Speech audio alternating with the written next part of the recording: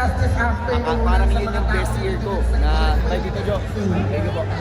Yun yung parang best Which is year like na to nangyari request for our cast buhay ko. to Parang hanggang stay ngayon para hindi pa rin po ako ma-interview tayo ng ating mga dahil media first time ko friends. ma-experience lahat ng yun, yung ginawa namin sa Green Bones. Nagpunta kami ng mga sinihan, nagparada kami, pumunta sa gabi ng parangal at tumanggap po ng parangal.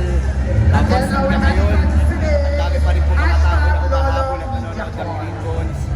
Sobrang grateful, and then this coming January 20, papasok na magbubuhan Lolong. Parang hindi pa rin siya totally nagsisink in, pero sobrang nakakataba po ng puso. I'm just very grateful at para akong nananaginip sa mga nangyayari.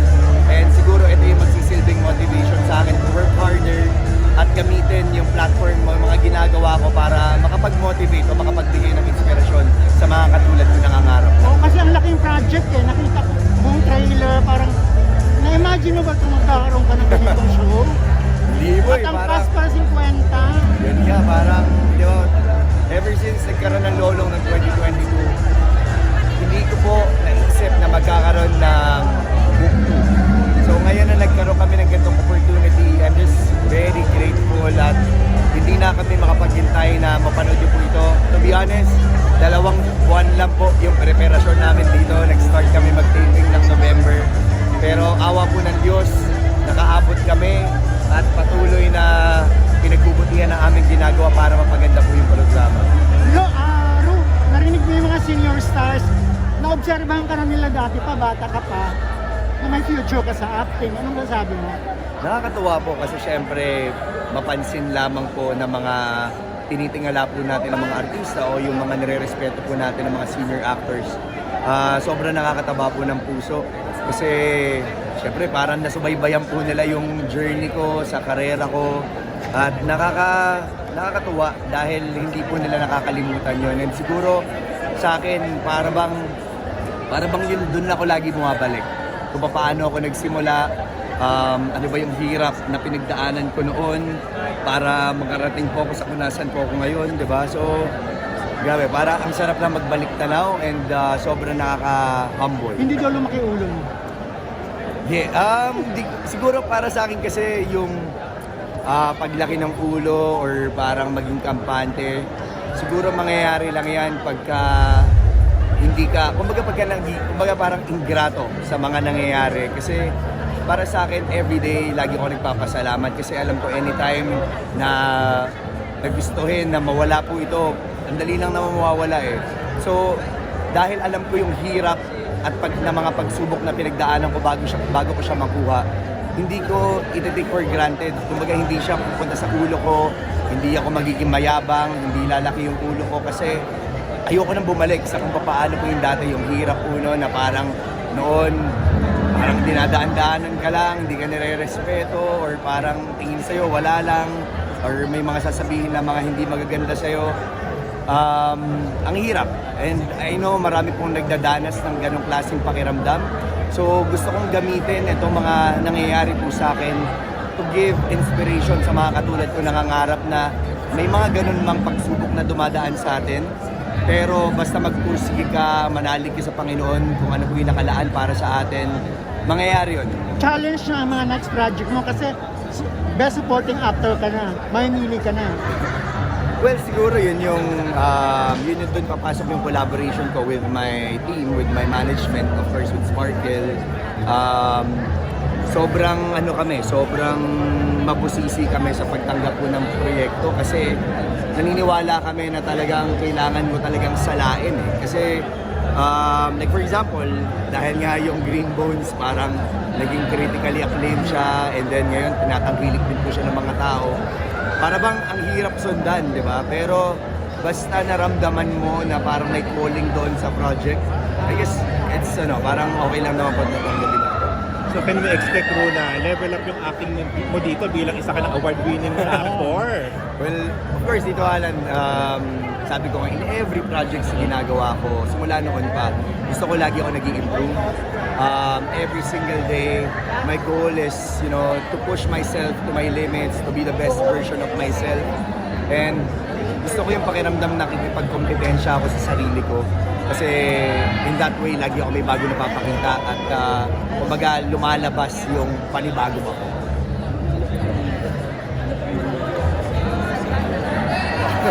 Mahihiling yun. Siyempre marami po ako mga kahilingan. Pero ako kasi yung tipong tao, never naman akong humiling na sana magkaroon ako ng ganitong project o sana magkaroon ako ng mga ganitong material na bagay. Parang for me, it's more of sana panatilihin yung puso ko na ganito. Yung pagmamahal ko sa ginagawa ko, pagmamahal ko sa mga kasamahan ko, sa mga katrabaho ko, sa pamilya ko, at yung pagmamahal ko sa ginagawa ko.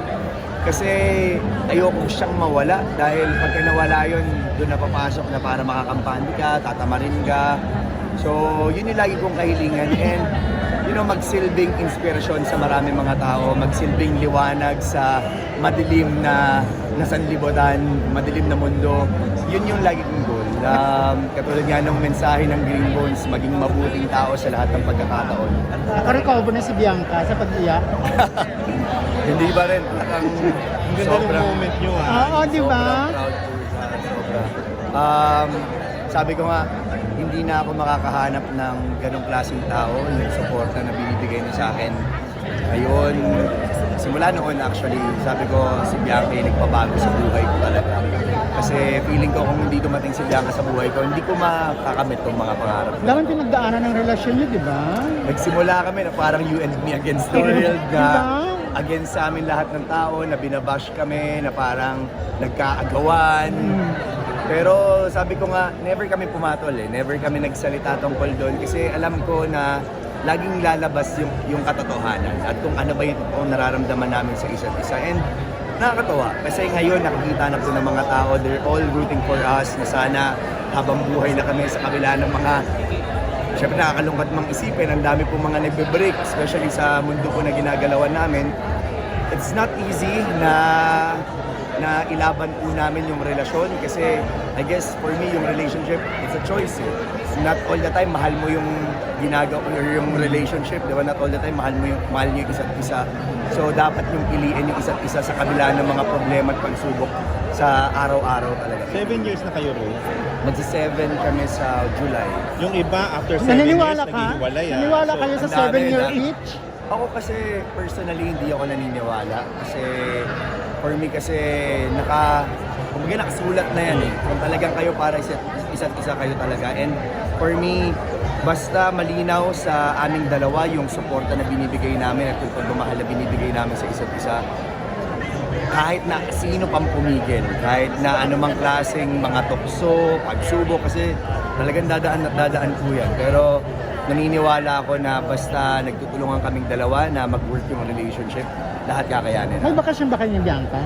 Hindi, so far wala Wala pa, pa. wala After schedule. po ng, dahil nga po nag-Green Bones sa MMFF, hindi kami nakapagbakasyon. Pero ngayon kasi busy rin siya for Sangre.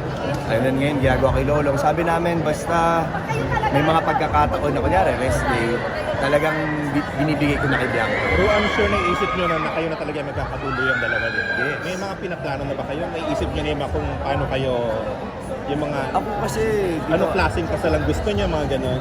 yes, lagi naman po namin napapag-usapan yan. Kung kailan, doon tayo medyo, di pa namin sure. Kasi nga, sa nangyayari po sa amin ngayon, di ba, syempre parang ang tagal po Ganda. namin hinintay. Like, ang tagal hinintay ni Bianca yung Sangre, ang tagal kong hinintay itong Lolong o yung Green Bones. So parang gusto namin ma-maximize ito. And then, eventually, hindi natin masabi, bukas makalawa, di ba? Bigla namin maramdaman na baka ito na yung tamang pagkakataon, gagawin po talaga natin. Pero hindi ka nagli-live-in. Hindi, kasi malinaw po sa amin yung mga aral sa loob ng iglesia na talagang hindi pa namin pwedeng gawin. And for me, ano rin parang choice din naming dalawa din na wag na muna kasi para at least, ma-maximize din namin yung quality time namin with my family or sa kanya, sa pamilya niya. Then eventually, kung talagang kami, dun na yung tamang pagkakataon. Ano sa tingin mo yung secret? Bakit top rating yung mga shows mo sa GMA? Sa totoo lang, Tito Alan, hindi ko po sure kung ano po talaga ang dahilan. Pero siguro dun po sa mga bagay na pwede kong makontrol is yung sarili ko.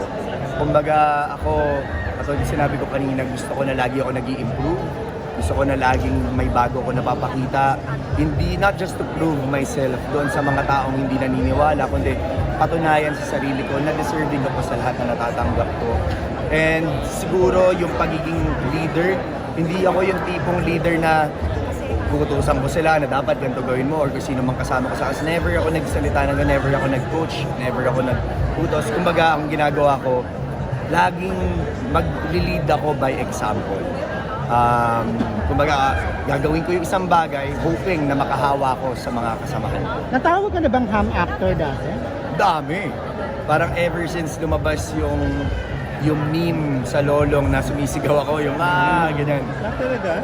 Dami everyday, lagi may nambaba siyang panunong umarte, hindi marunong umarte, bakit binibigyan ng GMA ng project yan. Maganda lang katawan, gano'n. For some reason, parang iniisip ko, akala ko nung una hindi ako naapektuhan, pero siguro subconsciously, yun pala yung nagmo-motivate sa akin or yun yung nagsisilbing gasolina sa akin to work harder.